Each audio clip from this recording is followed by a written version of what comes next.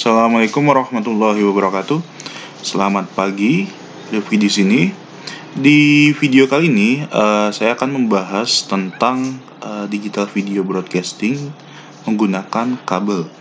Jadi, khususnya yang kita bahas, standarisasi yang kita gunakan di Indonesia adalah DVB-C, yaitu berasal dari konsorsium standarisasi Eropa. Nah, di sini ada C dan C2. Nah, C itu generasi pertama, kalau C2 itu adalah cable second generation atau generasi kedua. Nah, di Indonesia itu juga lebih dikenal sebagai TV kabel atau kabel antena television atau CATV. Oke.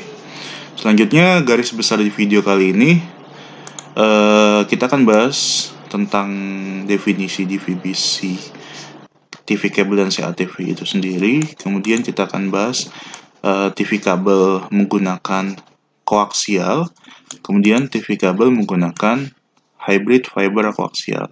Jadi untuk yang TV kabel ini ada yang menggunakan hanya kabel koaksial untuk distribusinya, ada juga yang menggunakan gabungan antara kabel koaksial dan fiber optik. Oke, sebelum kita memahami lebih lanjut, kita harus mengetahui dulu apa itu CATV. Nah, CATV itu biasa disebut sebagai kabel antena television atau juga orang lebih mengenalnya sebagai community antena television atau communal antena television. Kemudian kita bahas definisi dulu. Jadi televisi kabel ini atau sering disebut kabel antena television ini, dia merupakan sistem penyiaran televisi yang mendistribusikan konten itu melalui serat optik atau kabel koaksial, di mana di dalam pentransmission itu tetap menggunakan frekuensi radio. Nah, jadi di TV kabel ini dia tidak menggunakan udara seperti antena UHF biasa. Jadi dia mendistribusikan konten video dan audio itu menggunakan serat optik atau kabel optik dan koaksial. Nah, kemudian kita bahas apakah itu DVB-C. Jadi TV kabel sudah kita pahami. Nah, kalau untuk DVB-C itu apa? Nah, itu balik lagi ke pemahaman kita sebelumnya. Itu kita di Indonesia ini mengacu ke standar Eropa, yaitu digital video broadcasting. Nah, di DVB-C ini dia merupakan standarisasi untuk TV digital kabel dari konsorsium standar DVB untuk transmisi broadcast dari TV digital menggunakan media kabel. Jadi kalau kita sebelumnya bahas DVB-S, DVB-T, nah itu kalau DVB-S itu kan menggunakan satelit, kalau DVB-T itu menggunakan terestrial, nah kalau untuk C ini ya pasti menggunakan kabel. Nah, diperkenalkan pertama kali oleh C pada tahun 1994. Kemudian modulasi yang digunakan adalah modulasi quadrature amplitude modulation, yaitu menggunakan 16 kHz, 32 kHz, 64 kHz, 128 kHz, dan juga 256 kHz. Kemudian, dia mentransmisikan video dengan format MPEG-2 dan MPEG-4. Nah, ini sama seperti yang menggunakan satelit dan terestrial. Format kompresinya untuk videonya menggunakan MPEG-2 dan MPEG-4.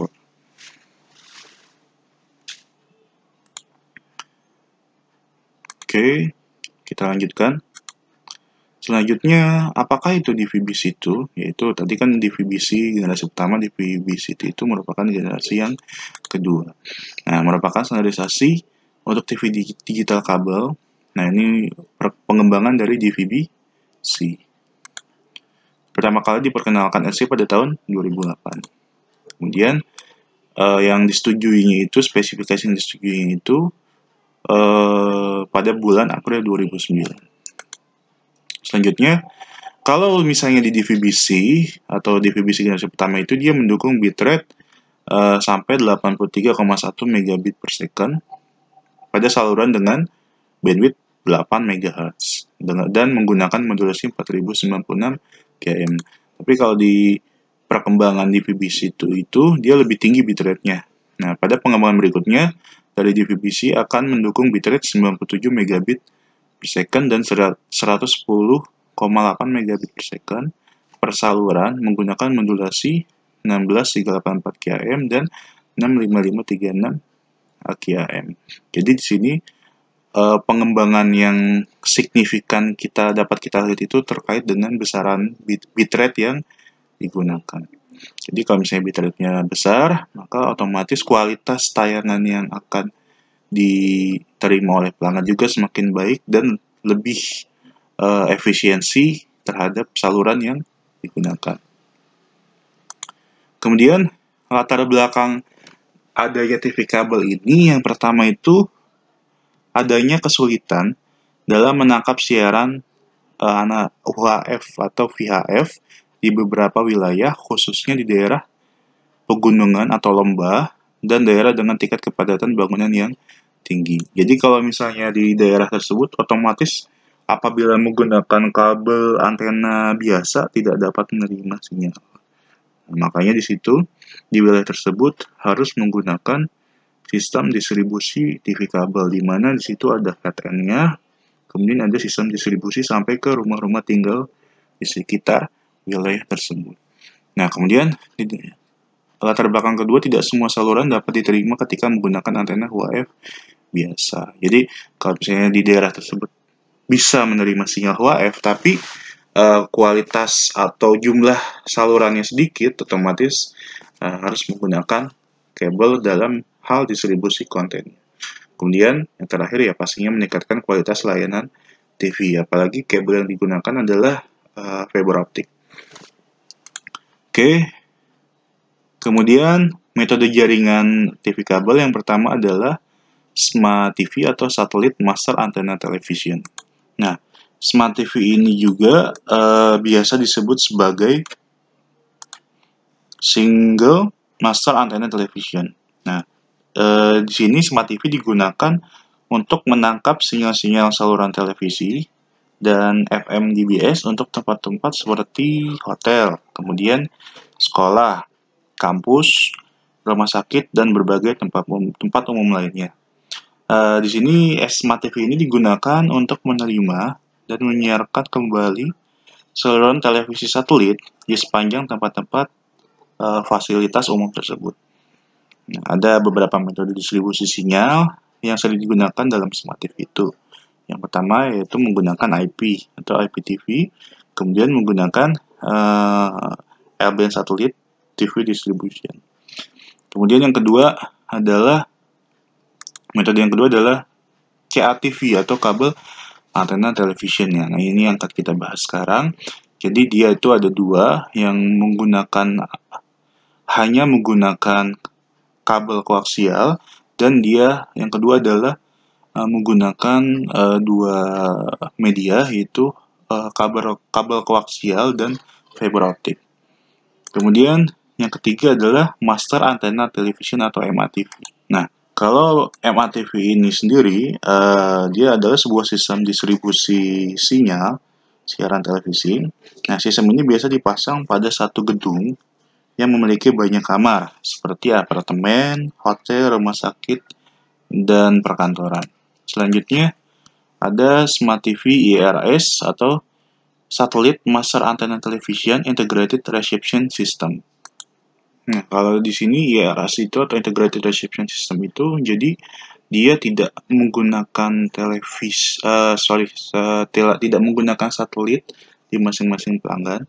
Jadi di pelanggan itu mereka sudah menggunakan suatu sistem di mana dia terintegrasi dari head-end yang digunakan. Jadi dia lebih rapih di sini. Nah, karena di IRS ini dia mengumpulkan sinyal RF, dia membawa sinyal TV, sinyal satelit, dan sinyal radio dari satu atau sejumlah kecil antena dan antena parabola dan mendistribusikannya ke sejumlah lokasi. Jadi dia di dalam integrated reception system ini, jadi sumbernya itu ada menggunakan satelit, ada menggunakan antena UHF biasa. Jadi keseluruhannya digabungkan baru didistribusikan ke pelanggan-pelanggan yang bersangkutan. Pelanggannya itu ya pelanggan-pelanggan perkantoran, pelanggan-pelanggan hotel, ataupun pelanggan-pelanggan apartemen. Oke, kita lanjutkan. Macam-macam jaringan TV kabel. Yang pertama itu ya seperti yang saya sebutkan sebelumnya, ada kabel koaksial, kemudian ada yang menggunakan optik. Kalau misalnya kabel dia menggunakan koaksial atau per kabel, kalau optik dia menggunakan HFVC, kemudian HVC atau hybrid fiber koaksial, ada FTTH, fiber to the home, kemudian ada lagi FTTG atau fiber to the curb. Nah, ini untuk TV kabel. Nah, kemudian perbandingan teknologi dari CATV. Nah, di sini ada beberapa parameter yang kita bandingkan. Di sini yang dibandingkan yang pertama adalah menggunakan teknologi ADSL, menggunakan teknologi HFC, dan menggunakan teknologi FTTH. Kalau kita lihat di biaya perangkat, kalau ADSL dia relatif tinggi, kalau kita menggunakan HFC relatif murah, kalau menggunakan FTTH dia menggunakan biaya yang relatif tinggi juga. Kemudian untuk biaya pengadaan, di ADSL dia murah, HFC tinggi, nah kalau FTTH dia sangat tinggi. Kemudian untuk time to market atau go live-nya atau bisa digunakannya itu, kalau ADSL dia itu cepat, paling cepat di antara ketiganya. Kalau HFC itu dia lama karena lebih kompleks sistem distribusinya. Kemudian kalau FTTH ini dia lama juga. Kemudian kemudahan migrasi atau antisipasi kebutuhan bandwidth. Kalau ADSL terbatas hanya sampai 8 megabit per second. Kalau HFC ini dia lebih fleksibel, bisa 10 megabit per second dan dapat bermigrasi ke FTTH. Kalau FTTH sangat fleksibel dengan bandwidth yang sangat lebar. Kemudian parameter selanjutnya kesesuaian dengan layanan saat ini. Kalau ADSL sesuai, kemudian HFC sesuai, kemudian FTTH berlebihan. Tapi kalau kita mengacu ke IPTV dia itu sudah cukup untuk yang FTTH. Apalagi kualitasnya itu, kualitas konten TV-nya itu sudah menggunakan kualitas 4K. Kemudian operasionalnya, dalam operasionalnya ADSL itu paling mudah, HFC sulit, FTTH sulit. Nah, tapi karena kesulitan ini menghasilkan layanan yang lebih baik dibandingkan dengan ADSL.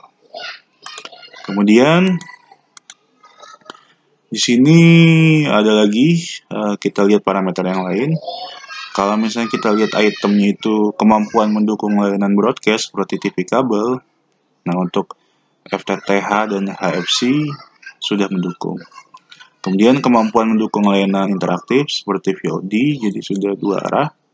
Nah FTTH, HFC, dan XDLL juga sudah mendukung. Kemudian untuk kualitas transmisi gambar itu sangat baik, tidak tergantung dengan cuaca karena dia tidak menggunakan media perantara udara. Kemudian kecepatan pengadaan jaringannya, kalau XDSL atau FTTH dapat menggunakan jaringan yang sudah ada, sedangkan HFC perlu waktu. Itu kelemahan dan kelebihannya. Kita lanjutkan di sini perbedaan layanan menggunakan TV kabel dan tanpa TV kabel. Kita lihat terlebih dahulu tanpa TV kabel. Nah, di sini ada gambar. Kalau kita lihat di sini ada TV lokal, TV stasiun nasional. Dia pastikan komunikasinya sampai ke daerah menggunakan satelit. Nah, di sini kalau di rumah tinggal dia pasti menggunakan antena UHF biasa. Ini tanpa TV kabel. Kemudian kalau dia menggunakan TV kabel, otomatis perbedaannya di rumah pelanggan dia tidak menggunakan antena UHF untuk menerima siaran, tapi menggunakan kabel koaksial. Di sini sebelum masuk ke rumah pelanggan otomatis perusahaan TV kabel harus menyediakan sebuah head end sendiri. Jadi konten-konten yang ada di daerah tersebut atau konten-konten yang premium dikumpulkan terlebih dahulu oleh perusahaan TV kabel di bagian head end. Nah, di bagian head ini baru didistribusikan ke pelanggan-pelanggan yang ada di rumah. Jadi ya bedanya di situ. Kemudian kita masuk dulu ke tradisionalnya, yaitu menggunakan koaksial dan pair cable sebelum kita masuk ke fiber optik. Nah, komponen utama CATV itu yang pertama adalah head end. Nah, di sini head end ini adalah sebuah sentral atau server yang terdiri dari kumpulan komponen receiver digital yang disusun sehingga menghasilkan sinyal RF. Jadi head end itu seluruh konten yang akan didistribusikan dikumpulkan di head end. Kemudian dia menghasilkan juga sinyal RF yang digunakan untuk mendistribusikannya ke pelanggan-pelanggan di rumah. Kemudian yang kedua adalah jaringan CATV. Nah, di sini lintasan kabel dan amplifier yang terhubung sedemikian rupa sehingga sinyal RF dapat didistribusikan secara merata. Jadi di jaringan CATV itu dia menggunakan splitter, menggunakan combiner, dan menggunakan amplifier agar kualitas sinyal yang diterima di pelanggan baik. Seperti itu. Kemudian komponen utamanya kita masuk dulu ke bagian head end. Nah, di sini ada skematik head end. Nah, di gambar ini dilihat sebuah skematik head end dengan jumlah kanal sebanyak 12 kanal di sini. Nah, dia menggunakan 3 parabola dari 3 satelit. Nih, ada Telkom 1, Palapa-C 2 untuk polarisasi horizontal sama Palapa-C 2 untuk polarisasi vertikal. Nah, kemudian ke-12 receiver ini adalah komponen utama penerima sinyal satelit yang nantinya menghasilkan sebuah saluran televisi, sehingga dapat dikatakan satu receiver ini menghasilkan satu saluran. Ini dilihat ada SCTV, ada banyak saluran di sini. Jadi satu receiver, satu saluran. Nah, semakin banyak saluran, maka semakin banyak receiver yang dibutuhkan.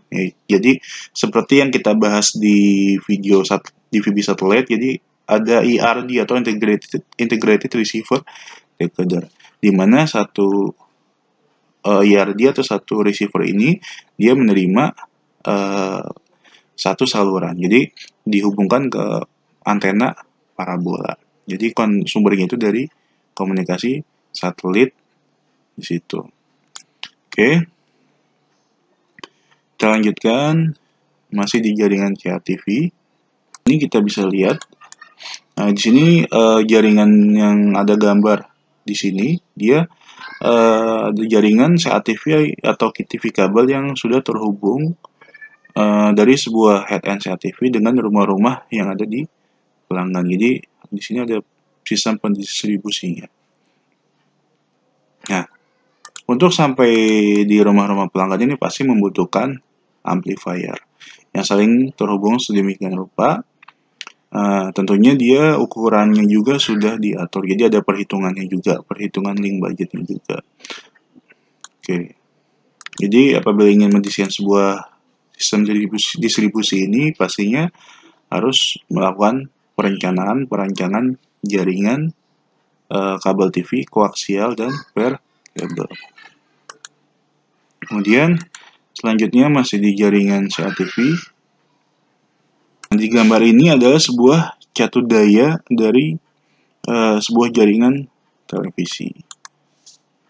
Nah, di sini sebuah jaringan CATV itu adalah jaringan kabel yang biasanya terdiri dari beberapa trunk amplifier.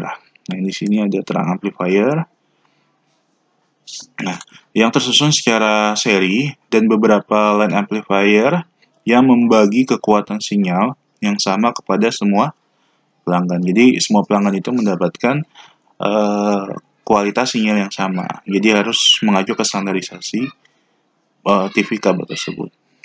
Dalam hal ini tentunya yang diperhatikan itu adalah sumber tegangannya atau suatu daya untuk menghidupkan amplifier tersebut. Nah, kebanyakan di sini dia menggunakan sistem pasif atau dapat dikatakan menggunakan sistem tembus untuk istilah para teknisi TV kabel, yang mana konsumsi power itu dialirkan bersama-sama dengan sinyal TV kabelnya melalui kabel RG. Itu jenis kabel koaksial ya. Dan power yang digunakan adalah power dengan DC atau direct current atau arus arah. Nah, beragam jenis power DC yang saat ini digunakan, mulai dari yang menggunakan trafo 1 ampere, kemudian 2 ampere, dan juga dia menggunakan 5 ampere. Nah, kalau di sini, di gambar ini dia menggunakan catur daya direct current sebanyak 2 ampere, di mana sistem yang digunakan adalah sistem tembus berdasarkan power 2 ampere tersebut. Ini dia bisa menghidupkan satu trunk amplifier dan 3 line amplifier, yang biasanya dalam hal trunk amplifier di sini biasanya menggunakan jenis namanya Sibia 3678MA, itu mereknya ya. Dan untuk line amplifier yang digunakan biasanya adalah Sibia dengan 30 desibel. Nah, yang jadi kendala adalah dalam hal peletakan catur daya ini biasanya peletakannya itu ada di rumah pelanggan, sehingga pada suatu waktu pelanggan mematikan powernya, maka otomatis jaringan CATV di wilayah tersebut ikutan mati. Oke, kita lanjutkan. Di sini ada jaringan, kemudian sini ada isi perangkat-perangkat untuk CATV atau kabel TV menggunakan koaksial dan pair cable. Nah, di sini receiver satelit digital yang tadi ada diagramnya, yang untuk satu receiver, satu saluran. Nah, receiver ini merupakan komponen utama dalam kita bisa menikmati saluran-saluran yang dipancarkan oleh sebuah satelit. Di samping kita memerlukan sebuah alat penerima, yaitu sebuah antena parabola, receiver ini dapat dikatakan sebagai sumber konten sebelum ditransmisikan ke pelanggan melalui media kabel. Jadi sebelum didistribusi menggunakan kabel ke pelanggan-pelanggan, nah itu dia melalui receiver ini. Kemudian di sini kita lihat di gambar ini output dari beberapa receiver ini dihubungkan dengan sebuah splitter yang fungsinya bukan membagi keluaran, tapi menyatukan semua keluaran menjadi satu paket. Ini splitternya. Jadi bisa dikatakan sebagai combiner juga di situ. Dari hasil penggabungan inilah nantinya diketahui seimbang atau tidak output masing-masing receiver tersebut. Kalau umpamanya tidak seimbang, maka biasanya ditentukan dengan sistem trial and error. Jadi dia menggunakan splitter untuk menggabungkan informasi dari beberapa receiver yang ada. Kemudian outputnya baru masuk ke distribusi kabel ke pelanggan, tapi harus menggunakan amplifier agar sinyalnya tidak berkurang di situ. Kemudian perangkat yang kedua adalah CATV modulator. Nah, di sini CATV modulator ini ada banyak cara untuk menghasilkan keluaran RF dari sebuah headend TV kabel. Ada yang menggunakan sistem loop through, dengan kata lain menggunakan sistem keluaran RF yang di loop dari satu receiver ke receiver yang lain. Dan ada juga yang menggunakan video modulator untuk menghasilkan sinyal RF-nya. Jadi ada yang sistem basisnya itu dia loop, jadi point to point maksudnya, jadi satu receiver ke receiver yang lain. Ada juga yang diterjemahkan menggunakan video modulator agar dia menghasilkan sinyal RF, kemudian digabungkan baru didistribusikan. Kemudian video modulator adalah sebuah device atau alat yang digunakan untuk pengaturan sinyal gambar dan suara dari suatu keluaran RF. Biasanya hasil RF dari sebuah video modulator setara dengan keluaran audio video suatu receiver. Jadi kalau misalnya ingin menggabungkan, ya pasti harus dimodulasikan dulu, baru bisa dikirim ke satu media transmisi. Kemudian ada lagi perangkat namanya QATV amplifier, yaitu sebagai penguat sinyal tadi kan. Nah, QATV amplifier ini merupakan komponen utama dalam distribusi sebuah jaringan QATV atau TV kabel. Karena kalau nggak ada amplifier ini, ya pastinya signalnya itu tidak sampai di pelanggan. Sebuah amplifier digunakan untuk menguatkan sinyal yang masuk sehingga menghasilkan kualitas sinyal keluaran yang sesuai untuk digunakan dalam distribusi sinyal dalam sebuah sistem distribusi jaringan CATV atau TV kabel. Jadi biasanya seorang teknisi TV kabel itu dia harus menghitung penggunaan amplifier yang pas agar sinyalnya itu bisa sampai di pelanggan sesuai standar yang ada di perusahaan tersebut. Kemudian ini contohnya amplifier CATV. Nah, di sini kita lihat definisinya, amplifier merupakan rangkaian penguat yang fungsinya adalah untuk menguatkan sinyal yang masuk sehingga dapat didistribusikan secara merata. Setiap amplifier mempunyai ukuran dan karakteristik yang berbeda. Setiap amplifier mempunyai pengaturan gain dan pengaturan slope. Jadi seperti itu.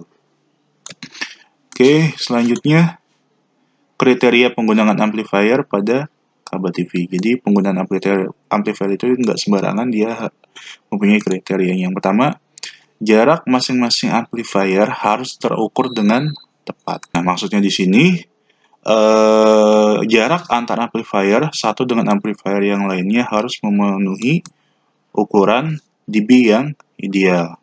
Kalau umpamanya jaraknya terlalu dekat antara masing-masing amplifier, maka biasanya timbul noise yang diakibatkan oleh penguatan masing-masing amplifier.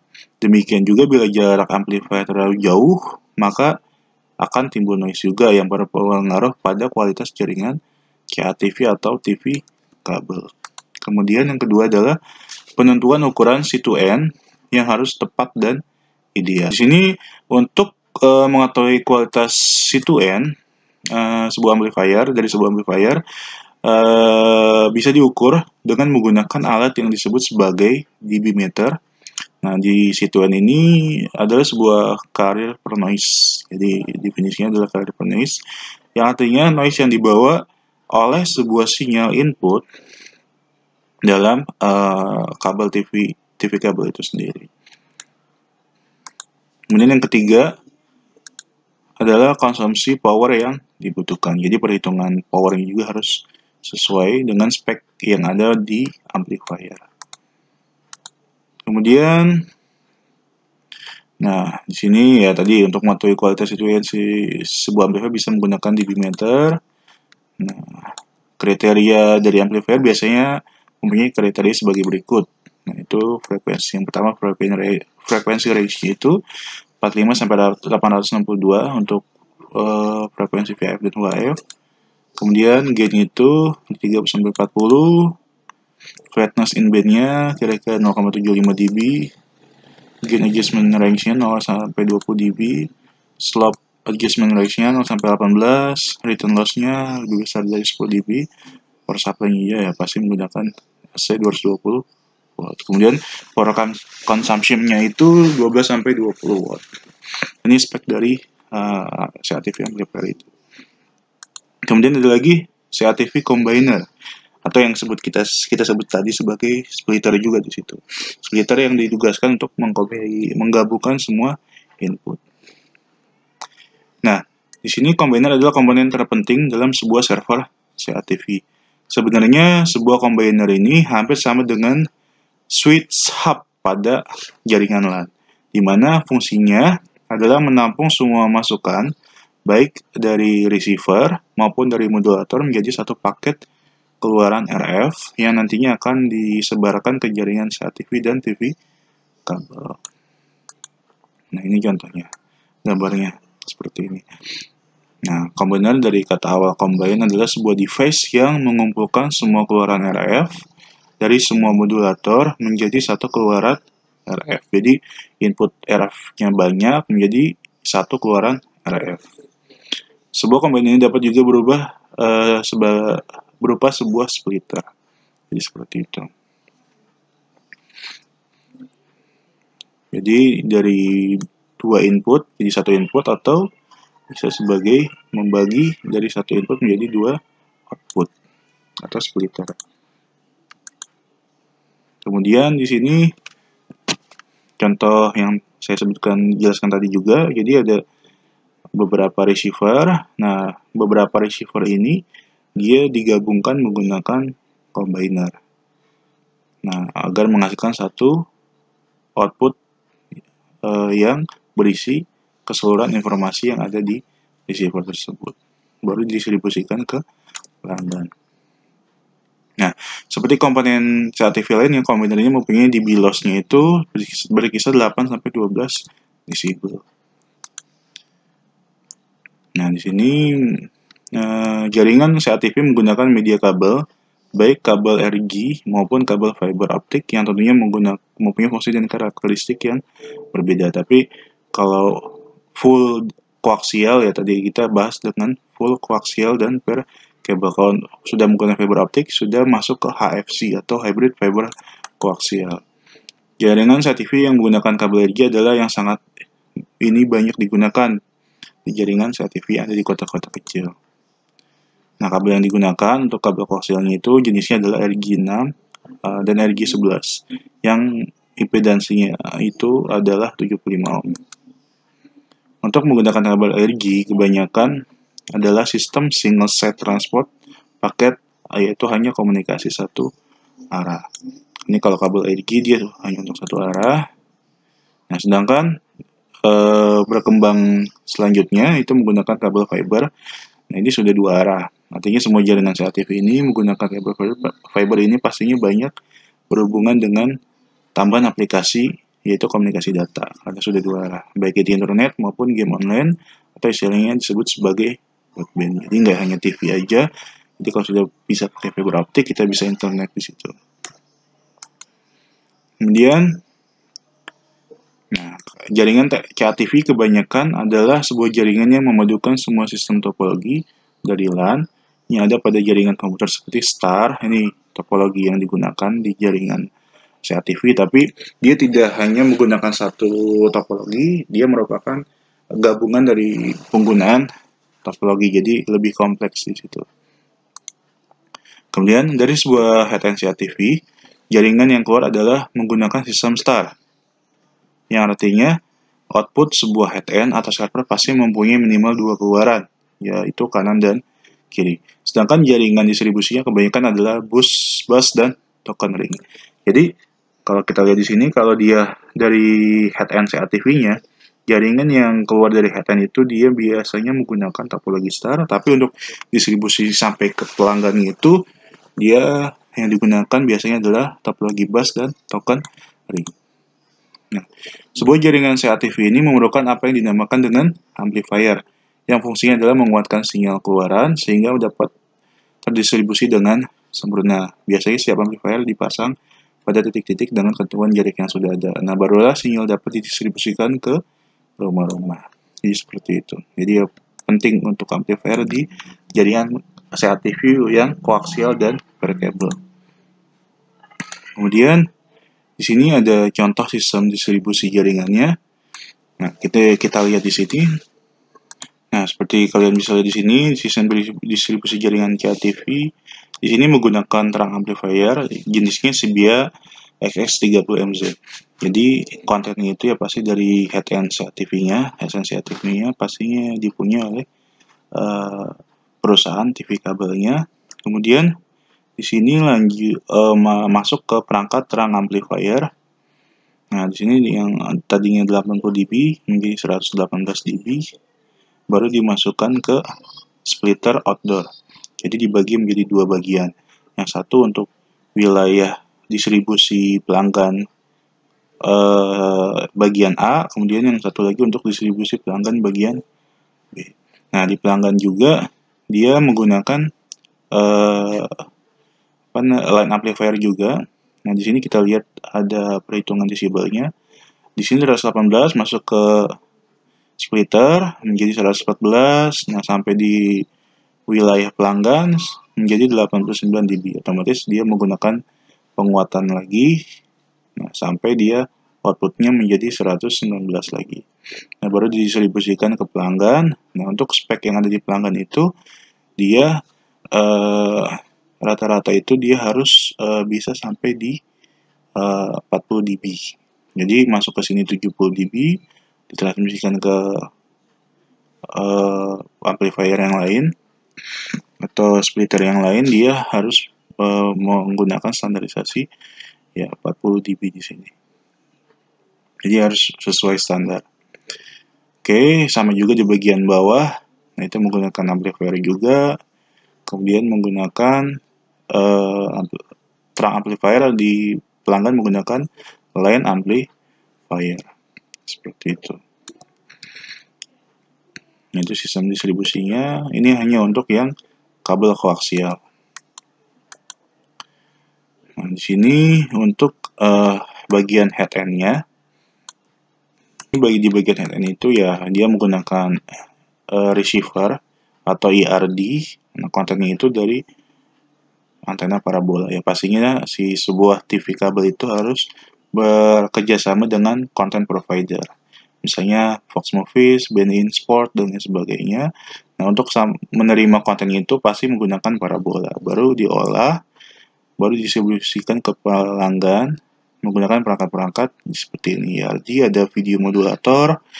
Nah, kemudian dari video modulator, inputnya merupakan gabungan dari beberapa receiver, beberapa saluran, digabungkan menjadi satu saluran agar dia bisa menjadi sebuah RF signal masuk ke combiner atau splitter. Nah, baru didistribusikan ke pelanggan. Nah, di sini ada monitor TV untuk mengecek isi dari konten yang ada di head end tersebut. Kemudian selanjutnya, nah di sini tadi kita sudah membahas koaksial kabel. Selanjutnya adalah untuk gabungan fiber optik dan kabel koaksial, yang itu biasa disebut sebagai hybrid fiber koaksial. Nah, di sini hybrid fiber koaksial ini, yang pertama jaringan transmisi broadband yang merupakan gabungan dari sistem transmisi optik sebagai transport dan kabel koaksial sebagai saluran distribusi ke pelanggan. Jadi untuk transportnya menggunakan optik, untuk distribusi ke pelanggannya menggunakan kabel koaksial. Nah, di sini dapat di-upgrade sesuai dengan kebutuhan layanan dan penetrasi pelanggan. Seperti misalnya jumlah dan macam-macam layanan yang diinginkan pelanggan. Jadi layanan yang diinginkan pelanggan itu bisa di-upgrade apabila menggunakan HFC. Kemudian menyediakan integrated service baik broadcast maupun interaktif bagi pelanggan TV kabel. Jadi nggak hanya TV aja, jadi ada layanan-layanan lain. Kemudian jenis layanan lebih beragam berupa video, POTS, internet, dan lainnya untuk pelanggan residensial, rekreasional, private institution, pusat bisnis, dan lain sebagainya. Jadi bisa untuk internet juga, bisa untuk video juga, dan lain sebagainya. Tapi pastinya kalau menggunakan kabel ke bagian ONT-nya, ya pasti kualitasnya berbeda dengan menggunakan kabel fiber optik. Di sini hybrid konfigurasinya. Nah, bisa kita lihat di sini. Kita lihat di sini dari head end perusahaan TV kabelnya itu, dia masuk ke optical transport. Nah, di sini terhubung ke hub. Kemudian didistribusikan kembali ke node-node fiber optik yang ada. Di fiber node itu baru didistribusikan ke pelanggan melalui kabel koaksial. Jadi di sini dari head end ke hub stationnya itu disebut sebagai optical transport. Kalau dari hub ke bagian node fiber node-nya itu disebut sebagai optical distribution. distribution. Baru dari node itu didistribusikan ke pelanggan menggunakan kabel koaksial. Oke. Selanjutnya di sini ada alokasi spektrum frekuensi untuk HFC di kabel TV ini. Kita bisa di sini ada sinyal upstream. Kemudian yang bisa digunakan di sinyal upstreamnya itu adalah telepon, data, VOD, kemudian network management HFC. Kemudian yang kedua di bawah 330 MHz di sekitaran sini dia untuk TV analog broadcast, kemudian radio FM broadcast. Ini untuk frekuensi range di bawah 330. Nah, kalau antara range 330 sampai 450 digunakan untuk TV analog broadcast. Kemudian untuk range 450 sampai 550 MHz digunakan untuk TV digital. Selanjutnya 550 sampai 350 MHz digunakan untuk telepon, data, dan VOD. Kemudian 350 sampai 862 digunakan untuk telepon, data, dan VOD juga. Ini untuk pembagian range frekuensinya. Nah, di sini untuk sinyal upstream itu dia lebih kecil dari sinyal downstreamnya. Kalau sinyal downstreamnya kita bisa lihat di sini. Range-nya antara sekitar di bawah 330 sampai 862 MHz. Selanjutnya, jaringan HFC ini dikembangkan dari sistem distribusi kabel koaksial yang digunakan pada industri TV. Jadi pengembangan yang kita bahas tadi menggunakan kabel koaksial dikembangkan menggunakan fiber optik, digabungkan menggunakan fiber optik. Kemudian transmisi serat optik berfungsi sebagai trunking-nya di situ. Kemudian kabel koaksial digunakan untuk distribusi ke jaringan pelanggan. Nah, di sini jaringan kabel serat optik mempunyai bentuk star atau ring. Kemudian jaringan kabel koaksial mempunyai bentuk tree dan branch. Jadi topologi yang digunakan untuk serat optiknya, kabel serat optik menggunakan star atau ring. Kalau distribusi pelanggan itu menggunakan koaksial menggunakan tree dan atau branch di situ. Kemudian jaringan HFC dirancang tidak hanya mendistribusikan layanan program TV, tapi juga untuk layanan data, telepon, dan multimedia. Jadi untuk internet juga di situ, untuk telepon juga di situ bisa digunakan. Sinyal yang dikirim dari head-end ke pelanggan disebut sinyal downstream. Jadi dari head-end ke pelanggan disebut sinyal downstream, sedangkan sinyal yang dikirim dari pelanggan ke head-end disebut sinyal upstream. Jaringan HFC dikelola dan dikontrol dengan sistem network management system situ. Oke. Selanjutnya di sini ada contoh jaringan model jaringan HFC yang sudah kita bahas tadi. Ini dari head-end ke hub, distribution hub, yaitu disebut sebagai optical transport. Kemudian dari distribution hub ke fiber node, itu disebut sebagai optical distribution. Kemudian dari sini, sudah masuk ke pelanggan, dia sudah coaxial distribution. Kemudian dari coaxial distribution itu langsung ke rumah pelanggan disebut sebagai subscriber drop situ. Kemudian di sini contohnya ini jaringan head-end. Nah, ini konfigurasi jaringan HFC-nya, jaringan head-end masuk ke primary hub yang ada di jaringan head-end tersebut. Kemudian di setiap primary hub-nya itu dia akan terkoneksi ke subscriber hub di situ atau SH. Nah, di SH ini di masing-masing SH baru ke fiber node di situ. Jadi masuk ke fiber node. Nah, di masing-masing fiber node baru distribusikan ke pelanggan. Menggunakan jaringan koaksial, kalau ini jaringan fiber. Ini topologinya star, ini topologinya tree. Oke, selanjutnya elemen jaringan HFC. Jadi di jaringan HFC itu ada apa saja? Ada head-end yang sudah kita bahas tadi, ada distribution hub yang tadi sebelum masuk ke fiber node dia masuk ke distribution hub dulu. Kemudian ada fiber node, ada jaringan koaksial, kemudian ada jaringan drop pelanggan. Nah, di sini di jaringan HFC ini, HTN ini berfungsi yang pertama sebagai pusat pengendalian, kemudian sebagai reception atau sumber konten, kemudian ada fungsinya sebagai conditioning, sebagai modulasi atau konversi, di situ converter, kemudian sebagai combining juga atau multiplexing.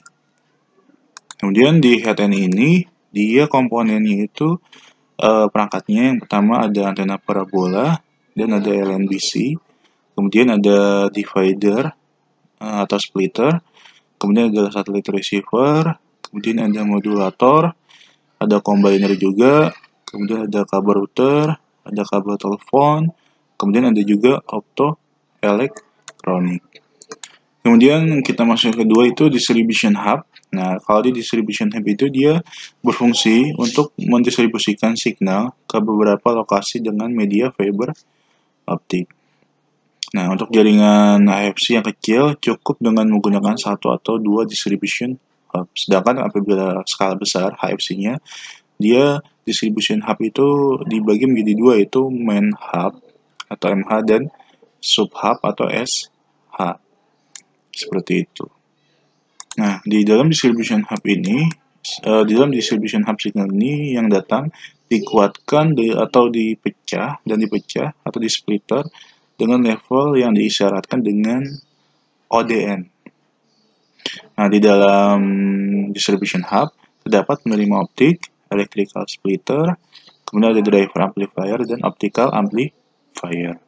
Kemudian masuk ke elemen yang ketiga adalah fiber node. Nah, di sini fiber node merupakan interface antara saluran optik dengan koaksial. Nah, di fiber node ini terdiri dari transceiver atau optical or electrical converter dan koaksial amplifier. Biasa dipasang di outdoor dan indoor. Kemudian koneksi antara fiber dengan distribution hub dia biasa menggunakan optical connector jenis FC APC connector. Nah, kemudian komponen utama dari fiber node itu yang pertama adalah optoelektronik, yang kedua adalah power inverter. Di dalam optoelektronik itu ada transmitter, ada receiver, dan ada penguat RF. Kemudian ada lagi jaringan koaksial. Nah, jaringan koaksial ini di dalam HFC itu terletak antara fiber node dan customer interface atau CIO. Nah, jaringan kabel koaksial ini untuk pencabangan dapat berupa komponen pasif dan dapat juga menggunakan komponen aktif. Nah, kemudian jaringan koaksial ini terdiri dari kabel distribusi dan kabel drop ke pelanggan di situ. Pastinya kalau menggunakan media kabel ataupun menggunakan media fiber, kita harus mengetahui nilai redaman dari kabel tersebut. Nah, untuk mengetahui nilai redaman itu, dia di kabel koaksial itu tergantung dari beberapa faktor. Misalnya adalah diameter inner dan outernya atau besar kabel, kemudian ada panjang kabel, kemudian ada temperatur. Berarti temperatur itu terkait dengan perhitungan thermal noise. Jadi kalau kita lihat di sini, yang mempengaruhi di jaringan koaksial itu tipe kabelnya, RG6 atau RG11 dia berbeda karakteristiknya. Kemudian suhu pada kabel tersebut, di suhu lingkungan pada kabel tersebut. Nah, kemudian panjang kabelnya juga mempengaruhi redaman pada jaringan koaksial. Dan ada lagi jaringan drop pelanggan. Biasanya dia menggunakan tap yang dipasang di kabel tiang-tiang yang di sekitar rumah. Kalau misalnya di outdoor, biasanya menggunakan tap di luar, di antena, kemudian di tiang, kemudian ada ground block, ada kabel ground juga, kemudian masuk ke rumah melalui sebuah splitter dulu. Nah, kalau untuk ke TV, untuk tayangan TV, dia harus menggunakan receiver atau set-top box agar bisa menampilkan konten. Kemudian untuk internet dia terkoneksi ke kabel modem di situ. Jadi ada dua informasi di situ menggunakan splitter. Jadi dibagi dua signalnya untuk internet sama untuk televisi di situ. Jadi kalau secara simple untuk agar bisa sampai ke pelanggan, jadi dari distribusi itu masuk ke tab, kemudian dari tab itu yang ada di tiang listrik masuk ke CU, kemudian dari CU-nya itu masuk ke distribution box. Nah, di distribution box itu ada perangkat inverter sama splitter di situ. Nah, berarti sampai ke rumah dia menggunakan distribution box. Kemudian selanjutnya untuk segmentasi jaringan HFC, nah yang tadi yang kita bahas, yang sudah bahas kita tadi dari head end ke hub, itu optical transport segmen 1, head end ke hub, dari hub ke fiber node segmen 2, kemudian segmen 3 dari fiber node ke terang amplifier, kemudian segmen 4 dari terang amplifier ke bridge amplifier, baru ke drop pelanggan di segmen 5. Kemudian ini ada contoh sistem dari distribusi untuk jaringan HFC. Kita lihat di sini. Oke, selanjutnya di sini ada contoh sistem distribusi dari HFC-nya. Dari head end ke distribution hub, dari distribution hub ke fiber node. Nah, di fiber node itu dia masuk ke distribusi pelanggan melalui terang amplifier. Nah, di sini ada terang amplifier bagian sini, ada terang amplifier bagian kanan. Nah, di sini di terang amplifier ini menggunakan koaksial. Di sini dia menyalurkan sinyal dari fiber node ke distribusi koaksial. Cakupan service areanya itu dia lebih kecil dari 600 meter. Jadi nggak bisa lebih dari 600 meter. Kemudian struktur jaringan terang di sini dia bisa dikembangkan. Nah, dia mempunyai penguatan atau gain sekitar 28 sampai 31 desibel. Kemudian selanjutnya di sini ada jaringan koaksial feedernya dari terang amplifier ke bridge amplifier. Jadi di sini kita bisa lihat dari bridge amplifier itu masuk ke tab-tab sebelum masuk ke rumah pelanggan. Jadi bridge amplifier ini dia fungsinya untuk menguatkan dan mendistribusikan sinyal amplifier terang ke beberapa jaringan pelanggan. Kemudian biasanya bridge amplifier ini menyatu dengan terang amplifier dalam satu blok amplifier. Nah, di bridge amplifier ini mempunyai nilai gain maksimum 37 desibel. Kemudian selanjutnya ada jaringan line extender amplifier. Nah, ini fungsinya untuk apa? Nah, ini merupakan amplifier terakhir yang akan mensuplai sinyal ke pelanggan-pelanggan melalui tab-tab di sini, tab-tab yang warna merah ini.